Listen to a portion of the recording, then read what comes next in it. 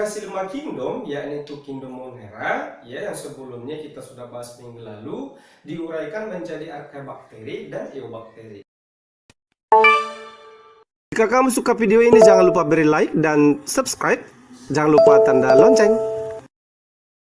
Nah, untuk eobakteri nanti dibagi dua, yaitu bakteri yang sebenarnya dan ada lagi yang namanya cyanobacteria. Cyanobacteria juga sering disebut sebagai alga hijau biru atau ganggang hijau biru, atau juga boleh disebut sebagai cyanophyta. Lalu, apa yang membedakan cyanobacteria, archaeobakteri dengan bakteri itu sendiri?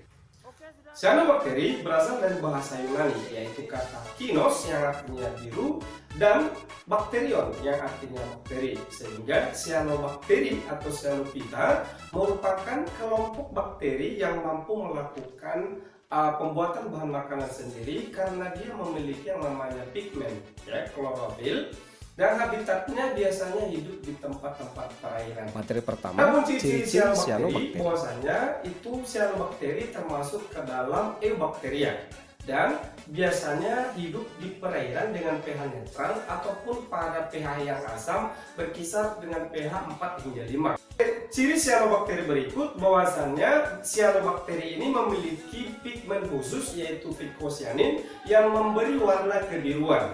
Berikut, letak inti sel itu berada di antara plasma lemar dan selaput lendir. Kemudian, cyanobacteria tidak memiliki membran inti atau disebut sebagai prokaryotik. Umumnya hidup berkoloni, ya, ataupun berkelompok-kelompok, dan biasanya cyanobacteria itu ada yang hidupnya juga bersifat soliter atau hidup menyendiri.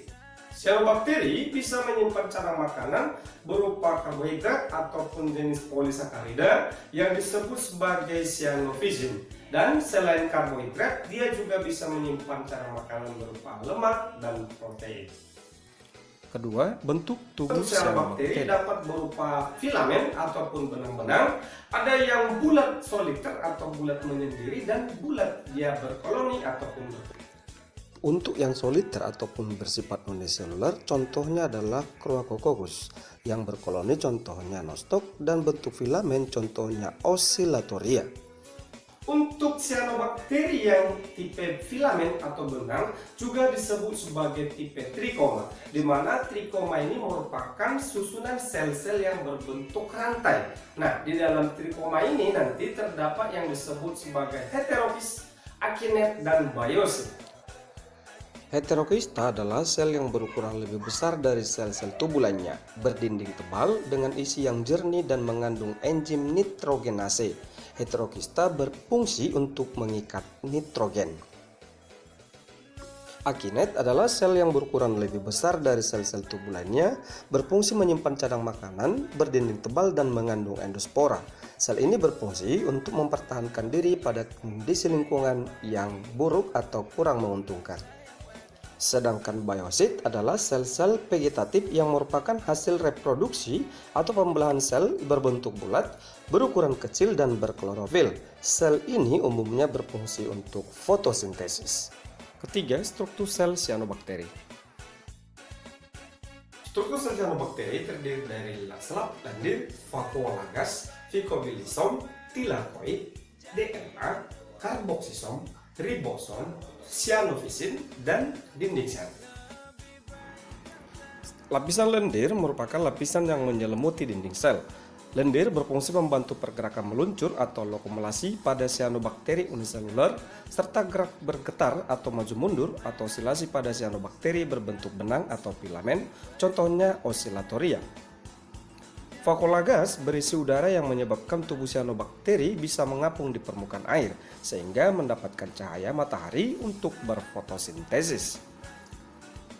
Phycobilisom merupakan lapisan yang berisi klorofil tipe A dan pigmen warna seperti phycoerythrin warna merah dan phycocyanin warna biru.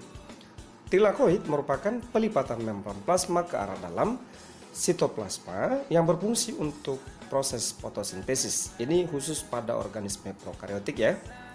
DNA merupakan materi genetik dari sel cyanobacteria, terdapat di lokasi tertentu serta tidak dikelilingi membran.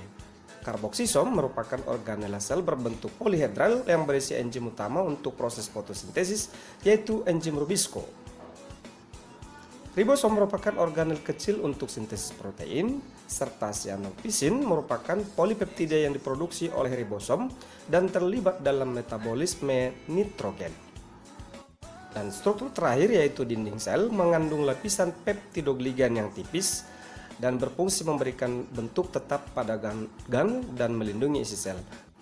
Dan biasanya apabila diberi pewarnaan, itu nanti akan menghasilkan warna akhir berwarna merah, yang artinya lapisan peptidogliannya adalah tipis.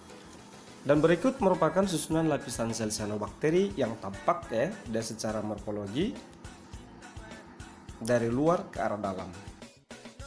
Materi keempat, klasifikasi cyanobacteria. Dalam sistem klasifikasi cyanobacteria, bahwasanya dia dibagi menjadi 5 genus. Yang pertama, Nostoc, merupakan cyanobacteria berbentuk koloni bola lendir yang saling menempel, sehingga membentuk filamen lingkaran tunggal seperti rantai kalung. Adapun contohnya yaitu Nostoc. Kedua, Anabaena, merupakan genus cyanobacteria yang bentuk tubuhnya menyerupai Nostoc. Perbedaannya adalah Anabaena dapat bersimbiosis dengan akar tumbuhan, ya. Ketiga, Gleucapsa merupakan genus cyanobacteria yang dapat ditemukan pada batu yang basah atau dalam pot tanaman. Selnya berbentuk bulat hingga oval dengan warna hijau biru tersebar di sekitar dinding.